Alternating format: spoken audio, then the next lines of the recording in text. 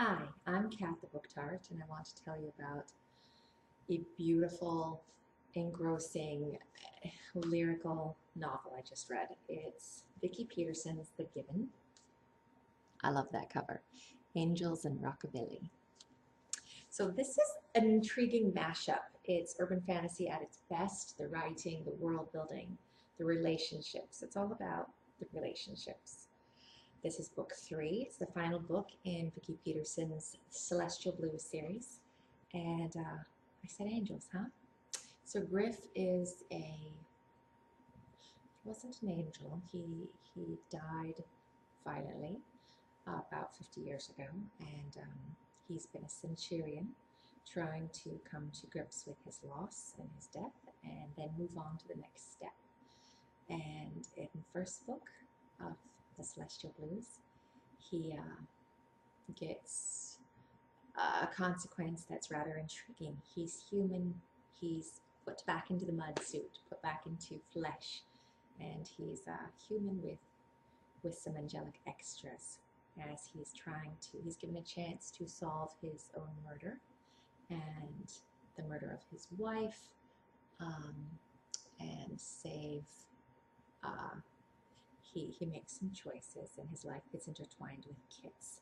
Kit is a reporter. She's after truth and she loves to find the root of a story and expose it. And she's all about people too, relationships. And I adore Kit. Kit's a rockabilly girl. She's got Betty Page bangs, red lips, and the whole vintage wardrobe. I drooled over the clothing and the gloves and the yeah. So I admired Kit so much, and Griff captured my heart, and I love the two of them together. And he's a private investigator. That's what he was before in his former life. So he's able to rock that fedora, and they can solve mysteries together. In this final book, they're working through some challenges in their relationship and working through a new mystery and life and death and mobsters and con women and diamonds and a death and yeah, and there's a prophecy um, for Griff, and there's the end of things and the beginning of things, and it's good. It gets you. I could see and feel Vegas, and there's was so many lines about love and loss that I just felt, and it's brilliant. So I wanted to read you a smidge from The Given. This is when Griff is talking to a centurion who's doing her job. She is escorting a violently uh, departed soul, and that's what Griff used to do, so he can still see her doing her job. And he's a bit lonely, so he's talking to Nicole. I want more.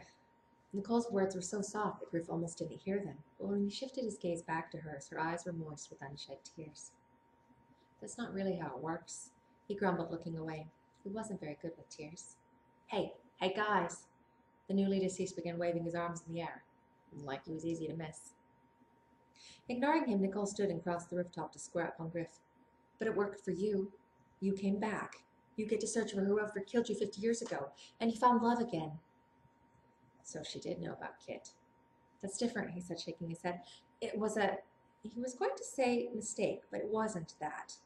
The love of a woman like Catherine Craig was nothing short of a miracle. Hey, the dead man began stumbling their way. That's all I want, Nicole said, arms out like Griff could help her. I died before I could fall hard, you know. Maybe your take could teach you something about that, Griff said as the man joined them. You know what I mean. I died before I knew what it was to love someone unconditionally.